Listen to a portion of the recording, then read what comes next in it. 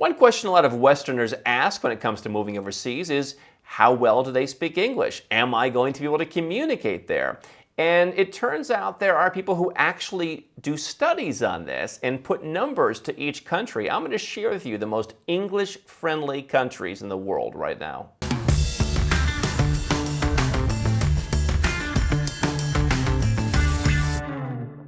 Hi, I'm Andrew Henderson. This is Nomad Capitalist, where we help 7- and 8-figure entrepreneurs and investors legally go where you're treated best. And this is the study. It is called the English Proficiency Index. They put this out every year, and they call it the world's largest ranking of countries and regions by English skills, based on test results of 2 million adults in 112 countries and regions. And I came across this because I saw some stories out of the Netherlands. From websites such as Dutch Review, talking about how the Dutch are, once again, the best non-native English speakers in the world. This is a study of countries that are not native English speakers, or where a substantial percentage of the population are not native English speakers. Obviously, if you go to Canada, or you go to Australia, or you go to Ireland, is one that I think is increasingly worth looking at, or the UK. Obviously, they speak English there. You may not understand the accents in some countries, but they speak English. But what if you want to go outside of those countries? Okay, you've got a couple tax-friendly countries, such as the UK, Ireland, Malta, Cyprus, where people speak English. What if you want to broaden the playing field? Well, we know the Netherlands is number one, the best in 112 countries, according to this 2021 index. But where else can you go? And which of those countries are tax-friendly and immigration-friendly? Well, the study breaks it down into very high proficiency, moderate proficiency, low proficiency, and very low proficiency. So let's just cover very low proficiency. What kind of countries are we talking about? Well, Cambodia, country we've talked about that I invest in. Saudi Arabia, interestingly enough.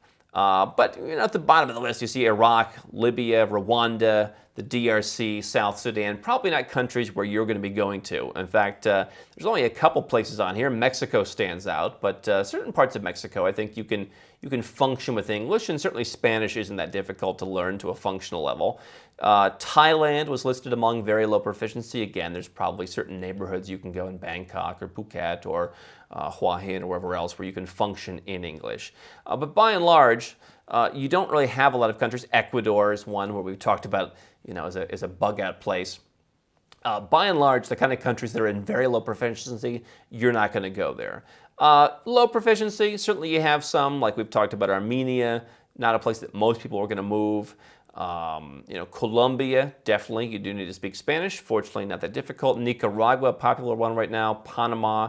So what you're seeing is Turkey. Again, if you live in a good part of Istanbul, not an issue. So what I'm seeing in terms of the places where you can't go is certain neighborhoods in the capital or in a primary city, you're going to be fine.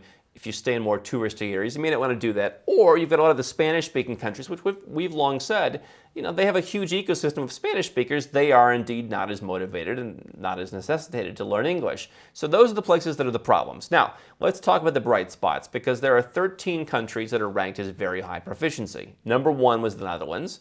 Now, they do have a rather expensive, let's call it a golden visa program, taxes, also very expensive, not a very tax-friendly place for individuals to live, so probably not a place that's going to be on the radar of most nomad capitalists.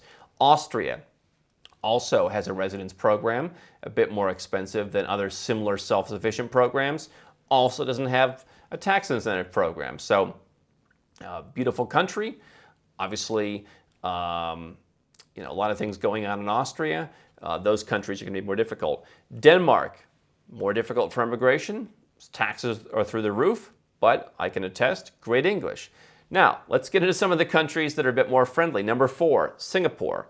Expensive to immigrate to, more difficult to immigrate to, but certainly English is spoken. They call it Singlish, but you can very well function with English in Singapore.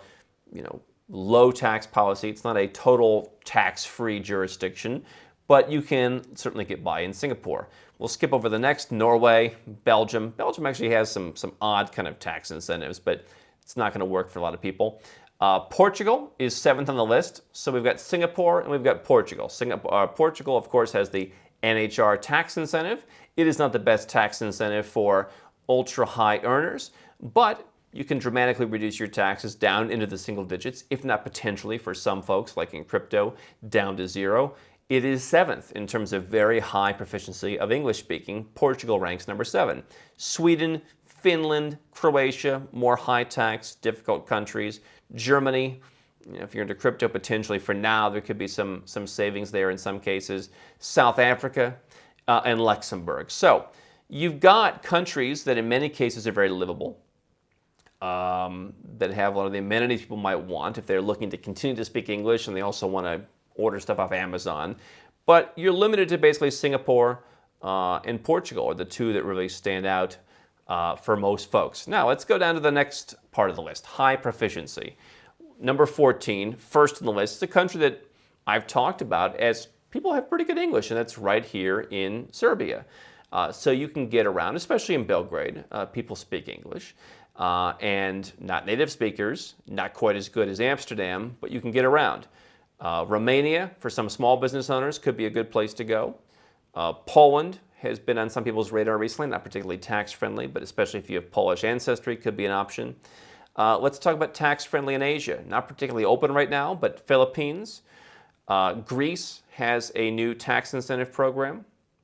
Estonia, for some business owners who are reinvesting back into their startup, could be interesting. Bulgaria, some of the lowest tax rates in Europe. Some of the most open places in Europe right now are in Bulgaria.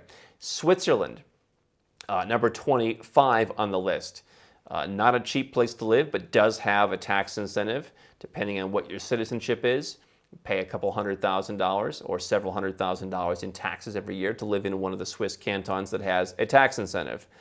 Latvia, Czech Republic, Malaysia, certainly a bit less interesting from the MM2H perspective for many people.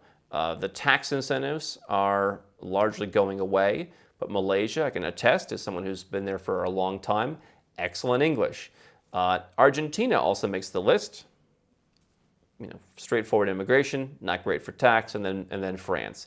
And then we get into the middle of the road countries, and you have Hong Kong, you have Spain, you have Moldova, Albania. Albania's been on people's radar recently. You've got Costa Rica, tax-friendly country in Central America. Paraguay, low tax country. Chile, tax incentives and exemptions. Georgia on our list of tax-friendly countries. Russia has a tax incentive for business owners. Uruguay, tax incentive. El Salvador for crypto people. These are all the countries that are in the middle. So you can see, I would say that the best places, if you really want to speak English, very high proficiency and high proficiency. You've got a handful of places. You've got Switzerland. You've got a lot of countries in Europe. And you've got places where you can go and you can pay, flat tax, lump sum tax, low rate of tax, get a tax exemption, whatever the case may be. Italy was actually another country on moderate proficiency toward the top of the list. So there are a lot of countries to choose from. And again, if you were able to say, I'm going to learn some survival Spanish to get around, then you add all the countries over in the low and very low proficiency category, like the Mexicos, like the Ecuadors, where the English isn't as good as, let's say, a Costa Rica or a Uruguay. And I can confirm, having been in Uruguay recently, yeah, the English is better than most parts of South America. You could probably get by in many areas. So you've got a lot of countries to choose from where even though they don't speak English as a native language, you can still consider those countries. You can still look at the Irelands. They are open as well. But there are a lot more countries that you probably haven't considered where the English is better than you imagined, all thanks to the English Proficiency Index. Don't stop now. We've got well over 1,000 more videos here on YouTube for you to watch and learn how to go where you're treated best. And if you want to work with Nomad Capitalists personally, go to nomadcapitalist.com/apply, learn about our unique, tried and true process, garnered over years of experience, and learn how you can become our client.